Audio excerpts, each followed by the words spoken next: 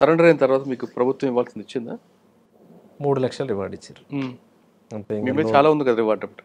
ఉండదు కానీ వాళ్ళు కూడా తొండి చేసారు, ఇవ్వలేదు. బయటకు వచ్చారు. మీరు లోపల ఉన్నప్పుడు అదొక ప్రపంచం, బయటకు వచ్చాక నిజ స్వరూపం మీకు తెలుస్తుంది ప్రపంచాన్ని. రకరకాల వ్యక్తులు, కుట్రలు, కుతంత్రాలు జరుగుతుంటాయి. అవన్నీ చూసినప్పుడు ఏమనిపించిందండి? ఆ జీవితమే మంచిది అనిపిస్తుంది. సరే వచ్చినాము, తప్పదు, ఉంటున్నాం, కానీ విలువైన జీవితం అదే. నీతి నిజాయితీగా నిలబడి, నీతి నిజాయితీగా, కుట్రలు కుతంత్రాలు లేకుండా, క్రమశిక్షణతోటి బతికిన రోజులు. సరే ఇబ్బందులు పడుతుండొచ్చు, తిండి ఉండకపోవచ్చు, నీళ్ళు ఉండకపోవచ్చు, రకరకాల ఇబ్బందులు ఉండొచ్చు, కానీ విలువైన జీవితం, విలువైన ఆశయం. ఇక్కడ రకరకాల మనుషులు ముందు మీతో నవ్వుతుంటారు, వెనక నుంచి గొంతు కోసే రకాలు ఉంటాయి. వాళ్ళని చూసినప్పుడు ఏమనిపిస్తుంటారు? అదే విలువైన జీవితం అంటున్నాగా. ఇక ఇది కుట్రల కుతంత్రాలు ఈ సమాజం కాబట్టి ఇక తప్పదు. సరే ఈ సమాజంలోకి వచ్చారు, పార్టీ చెప్తున్నట్టుగా నయం పిలిపించుకున్నారా? పిలిపించుకో అంటే అయితే అడవులు ఉండాలి లేదా తన దగ్గర ఉండాలనేది నయం పాలసీ. అవును. మీకు పిలిచి ఏం చెప్పాడండి? పిలిపించుకున్నాడు.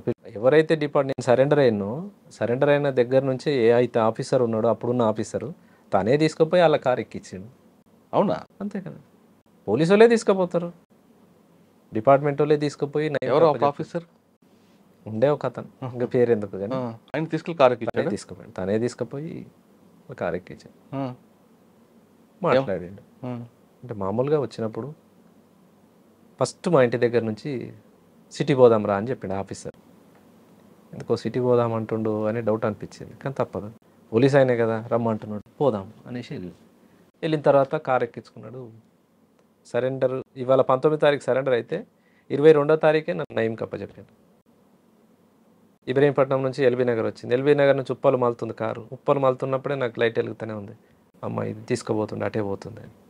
ఉప్పలు తీసుకొని ఉప్పల్ నుంచి బీబీ నగర్ క్రాస్ అయింది, ఇటు మళ్ళీ బీబీ నగర్ దాకా పోలేదు, కానీ ఉప్పలు దాటి బోడుప్పలు ఆ ప్రాంతానికి వచ్చినప్పుడు ఈయన కారు ఆగింది.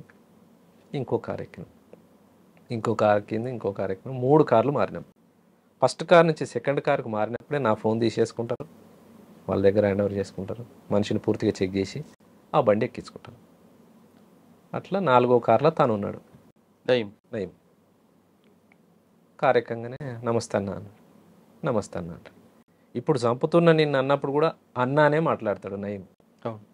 ఆ టైప్ ఆఫ్ మనిషి. గుర్తుపట్టినవా అన్న అన్నాను. గుర్తుపట్టినా. నిన్ను గుర్తుపట్టని వాళ్ళు ఎవరు ఉంటారు రాష్ట్రంలో? గుర్తుపట్టినా. ఎట్లా ఎక్స్పెక్ట్ చేసినావు, ఇటు వస్తున్నాను అర్థమైందా అని అంటే, ఎల్బీ నగర్ నుంచి కారు మళ్ళినప్పుడే అనుకున్నానా మీ దగ్గరికి వస్తుందని చెప్పేసిన. ఇక మాట్లాడిండు కొద్దిసేపే, ఒక 10-15 నిమిషాలు మాట్లాడి, అన్న మీకు తర్వాత నేను మళ్ళీ కలుస్తా, ఇప్పటికైతే మంచిగానే ఉండు, మీ కుటుంబం గురించి నాకు అంతా తెలుసు, పేద కుటుంబము, బయటకు వచ్చినావు కదన్నా, మరి ఎట్లా బతకాలనుకుంటున్నావు అంటే ఒక టాక్టిక్గా మాట్లాడతాడు మనిషి. మాట్లాడేది కూడా పేద కుటుంబం, ఇన్ని రోజులు నువ్వు పార్టీలో పని చేసినావు, నీకెవరు పని ఇస్తారు, ఏడ పని చేసుకోగలుగుతావు, అమ్మ కూలి పని చేస్తుంది, నాయన కూలి పని చేస్తాడు, అంతంత మాత్రం కుటుంబాలు, నీ మీద 32 కేసులు ఉన్నాయి, ఇన్ని కేసులు కోర్టుకు తిరిగి నువ్వు ఎప్పుడు పని చేసుకోగలుగుతావు, కుటుంబ పోషణ ఎట్లా జరుగుతుంది, ఇదంతా నీకు సాధ్యమా అంటే మనిషిని ఒక గీత గీసి తను ముందే గీసుకున్న గీతలో దింపాలనే ప్రయత్నంగా మాట్లాడతాడు. మాట్లాడాడు. సరే ఇక ఆయన మాట్లాడండి, ఆయన మాట్లాడేదానికి చెప్పే సమాధానం చెప్పినా, సరే అన్న పోతాను, సరే ఎల్లు అని ఒక 10,000 ఇస్తున్నాడు. నాకు వద్దన్నాను. ఎందుకన్నా నా మీద కోపం తగ్గలేదా అంట. నీ మీద నాకేం కోపం అన్నా, నా పైసలు తీసుకుంటలేవంటే నా మీద కోపం ఉన్నట్టే, నాకెందుకన్నా పైసలు అన్న. నీ పరిస్థితి నాకు తెలుసా అన్న, నువ్వు పేదరికంలో ఉన్నావు, బయటకు వచ్చినావు, నీ ఖర్చులు ఉంటాయి, తీసుకో 10,000 అని. నాకు వద్దన్నాడు. అయితే నన్ను చంపాలనే వచ్చినావు నువ్వు బయటకు అంటాడు. నేను బతకాలని బయటకు వచ్చినోని నిన్ను చంపాలని నేను ఎందుకు అనుకుంటా, నాకేమంత పని, చేసిన రోజులు చేసిన, ఇక చాలు అనుకొని నేను బయటకు వచ్చిన, నిన్నెందుకు చంపుతా, మరి నా డబ్బులు ఎందుకు తీసుకుంటలేవు, నా డబ్బులు తీసుకుంటలేవంటే నా మీద పగ ఉంది నీకు, ఇలా కాకుండా ఇంకా 4 రోజులకైనా నువ్వు యాక్షన్ టీమే కాబట్టి ఒక 4గురిని వేసుకొని నన్ను చంపుతావు నువ్వు, ఇట్లా మాట్లాడతాడు. అమ్మ ఎందుకు వచ్చిన వాళ్ళు, సరే ఇయ్యన్న అని చెప్పేసి తీసుకో. అట్లా ఒక 5-6 సార్లు పిలిపించుకొని కలిసిండు. ఆ టైంలో పార్టీలో జరుగుతున్న విషయాల గురించి అడిగాడు? అడుగుతాడు. ఏం జరుగుతుంది, తన గురించి ఎవరెవరు ప్లాన్ వేస్తున్నారన్న విషయాలు, స్టేట్ కమిటీ ప్లానింగ్ జరుగుతుందా, సాంబశివుడి గురించి కూడా అడిగాడా? అందరి గురించి అడుగుతాడు. ఇక తన టార్గెట్లో ఎవరెవరైతే నాయకత్వం ఉన్నారో ఆయనకు లిస్ట్ ఆఫ్ ఉంటుంది, లిస్ట్ ఏదైతే రాసుకుంటాడో. ఎవరెవరి గురించి అడిగాడు ఆయన? స్టేట్ కమిటీ మెంబర్లు ముఖ్యంగా ఎవరెవరు ఉన్నారు, సిటీ కౌంటీలో ఎవరెవరు ఉన్నారు, వాళ్ళ పేర్లు అడుగుతాడు.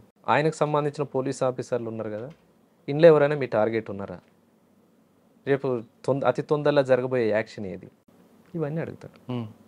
చెప్పారా మీరు భయపడి? కొన్ని చెప్పాల్సిన చెప్తాం, తప్పదు మరి. పులి నోట్లోకి వచ్చినాం, అవును, తప్పదు చెప్పి. పులి మీద కూర్చున్నారు. అదే పులి దగ్గరకు వచ్చినాం, కాదంటే అది కరుస్తుంది, మిగుతుంది. బతకాలని బయటకు వచ్చిన వాళ్ళు. ఎవరి గురించి చెప్పారు అప్పుడు ఆఫీసర్ టార్గెట్?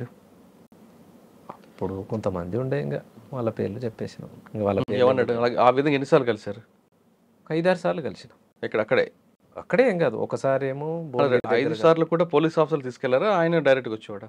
ఫస్ట్ సారి కలిసినాం పోలీస్ ఆఫీసర్, తర్వాత తన మనిషిని పంపేది. Okay. రెండోసారి కలిసినప్పుడు తను ఒక ఫోన్ ఇచ్చిండు. ఫోన్ ఇచ్చేది, ఎప్పుడు మాట్లాడినా ఈ ఫోన్తో మాట్లాడన్నా, నేను అశోక్ రెడ్డి అని చెప్తా, లేకుంటే దినేష్ రెడ్డి అని చెప్తా, ఐపీఎస్ అని చెప్తా, పోలీస్ ఆఫీసర్ అని అట్లా పరిచయం చేసుకుని. ఒకసారి మార్కాపురం దగ్గర కలిసిండు, ఒకసారి ఏమో అద్దంకి దగ్గర కలిసిండు, ఒకసారి మిర్యాలగూడ దగ్గర. మీరు ఎందుకు లేరటు? తానే పిలిపించుకుంటాడుగా. అచ్చా, మార్కాపురం మనిషిని పంపిస్తాడు, ఫోన్ ఉంది కదా అన్న, నువ్వు పలానా దగ్గరికి రావాలి. రానంటే ఇంకో బాధ. సరే అన్న, ఏడికి రావాలి మరి అంటే, పలానా ఓవైసీ హాస్పిటల్ దగ్గరికి రా, మనోడు ఒక మెంబర్ ఉంటాడు, నిన్ను అప్రోచ్ చేసుకుంటాడు అని చెప్తాను. హాస్పిటల్ దగ్గర రాగానే వాళ్ళు కలుస్తారు, మనల్ని చెక్ చేసి మన ఫోన్ తీసుకొని హ్యాండ్ ఓవర్ వేసుకుంటారు, వెళ్ళిపోతారు. ఎటు తీసుకుపోతురో చెప్పరు, ఎప్పుడు మనల్ని వదిలేస్తారో చెప్పరు. అట్లుంటుంది. అలా మార్కాపురం అద్దంకి ఒకసారి మార్కాపురంలో కలిసి, ఒకసారి అద్దంకి, ఏమంటారు? 5-6 సార్లు కలిసి. ఏమంటాడు అప్పుడు? నా టీంలో పని చేయి, లేదా పలానా టార్గెట్ పార్టీ చేస్తుంది, నీకేమైనా దాని మీద సమాచారం ఉందా, పలానా యాక్షన్ కోసం ఈ పోలీస్ ఆఫీసర్ని కొట్టడానికి వాళ్ళు వస్తున్నారు, నాకు ఇన్ఫర్మేషన్ ఉంది, నువ్వు వాళ్ళని గుర్తుపడతావా, నాకు తెలియదు అన్న.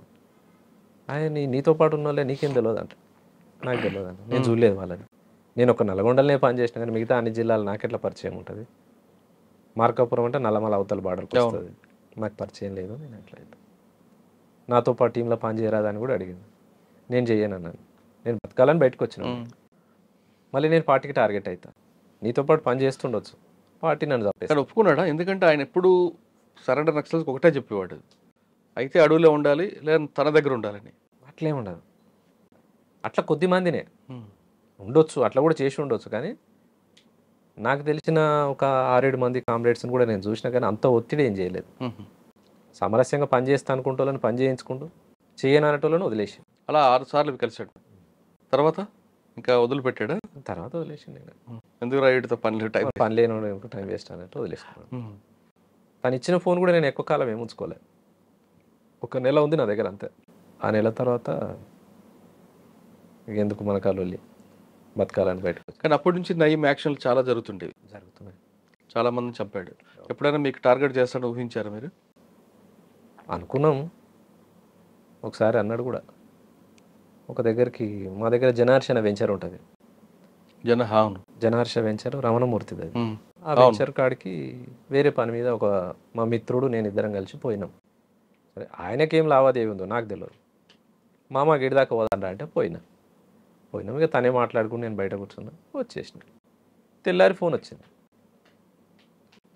డబ్బులు వసూలు చేస్తున్నావు అంటాడు. ఎక్కడన్నా అని, పలానా జనార్ష కంపెనీ దగ్గరకు పోయినావుగా అన్నాడు. పోయినా అన్నాడు. మరి ఏం మాట్లాడినవాడా అంటాడు. నాకు తెలియదు, నేనేం మాట్లాడలే.